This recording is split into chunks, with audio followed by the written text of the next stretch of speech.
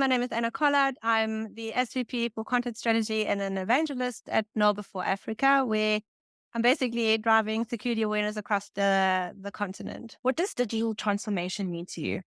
Obviously, working in cybersecurity, digital transformation is more of that's the main goal of any sort of project. And then we come along and try to secure it or protect it. Sometimes we've also been seen as sometimes the stumbling blocks or the people that make it more difficult. However, I think you can't have digital transformation. You can't have any sort of transformation if we don't bake the security in from the first step. In terms of my own experience, I've been part of a transformation project, but this was before my current role. In fact, quite a few years ago, where I was the security architect of a massive global transformation project that was quite complex and obviously interesting in terms of the learnings. But yeah, generally, I think the projects that we get involved in are more sort of on the making sure that the controls are in place, that the information or the data is safe enough when there are, digital transformation projects. Can you share your experience planning digital transformation projects using OKRs? So I've used OKRs actually when I ran my own company, Popcorn Training, more of a not for digital transformation per se, but just to run the company. And I thought that they were really effective. So we always had these sort of 3 months objectives, and each objective, so we try to really keep it to 3 major ones. And then each objective has 3 key results that are measurable.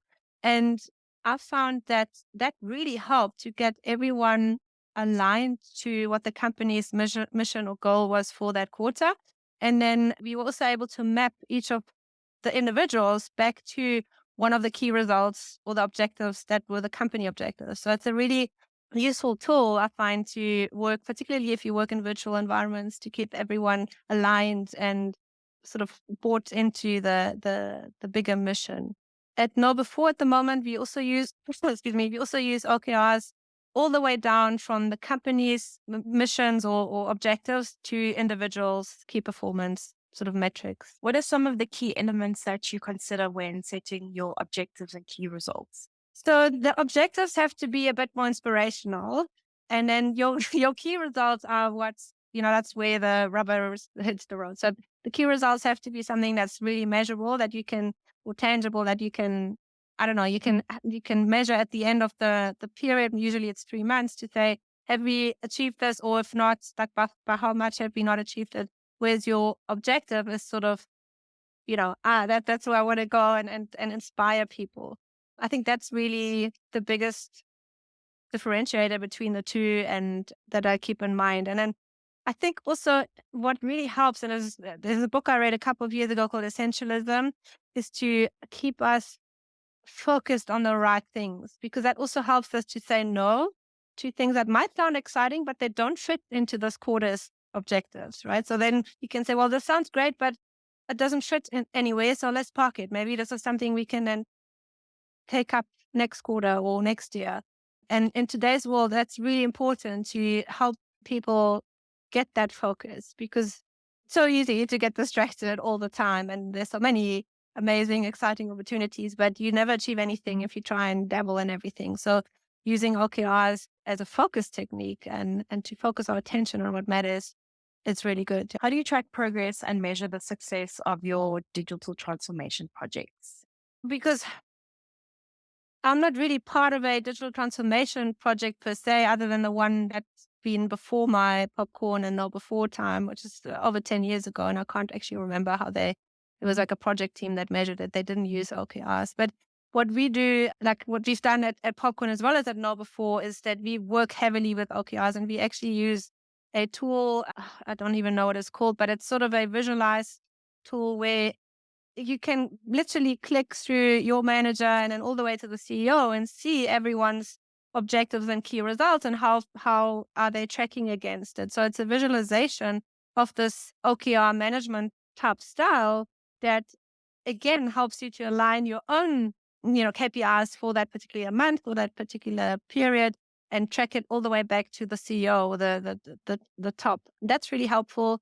We also use stats a lot. So obviously, if you're like in an operational role, it's relatively simple. If you're in sales, and obviously your sales performance is one of the stats, but it's also there's like substats, like how many outreach have you done, or how many people did you speak to, how many demos have you done.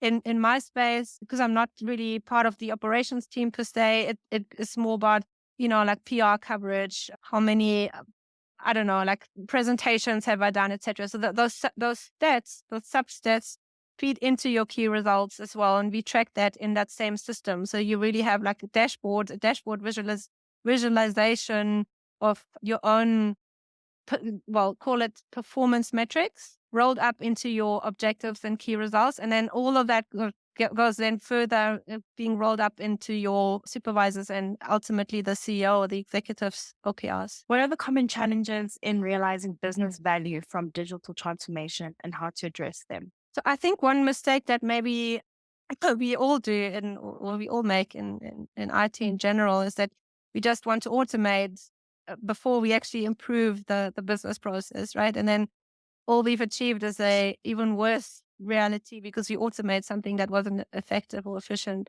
So the first thing one has to do is really go down that rabbit hole and identifying, okay, do these business processes still make sense? What are the assets underlying those business processes? From a security point of view, I'm interested in that, like how do we protect those assets? And then when you go down the transformation projects, you say, well, let's only automate the essential, and let's make sure that we don't inherit nonsensical business processes and just automate them. So that homework is really important to verify what it is that we're trying to achieve from a business point of view, not just for the, you know, to automate it. I mean, back in the day when apps came out, everybody wanted to have a mobile app, even though there might not have been a real use case for it. So that sometimes happens with these hypes or new digital buzzwords or, themes, I guess, in general. How does leadership impact the speed and scope of benefits in digital transformation? I think as a leader, as a good leader, you're there to serve your team and to inspire. So again, like I love OKR, the objectives, because you can really have these totally inspirational, super objectives on the top that everyone, if you are inspiring enough, that hopefully everybody will believe and sort of follow with you on that. And then it's about making sure that the team is equipped enough, that they have enough capacity, that they have the right tools, that you provide the safe environment, so a non-toxic environment where people can speak up and also question and criticize as need be in a safe environment to help you as a leader or the company to achieve their objectives. I think I've worked under, and even now I'm working under a conscious leader. She's fantastic. Before that, I used to work for someone. Obviously, then I had my own company. Then I had to become the leader, and find it quite difficult.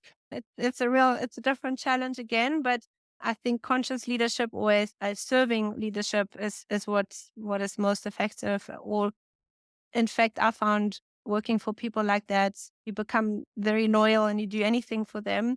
And I'm hoping that when I was a leader back in the day, that's the leadership style that I try to emulate, obviously, as well.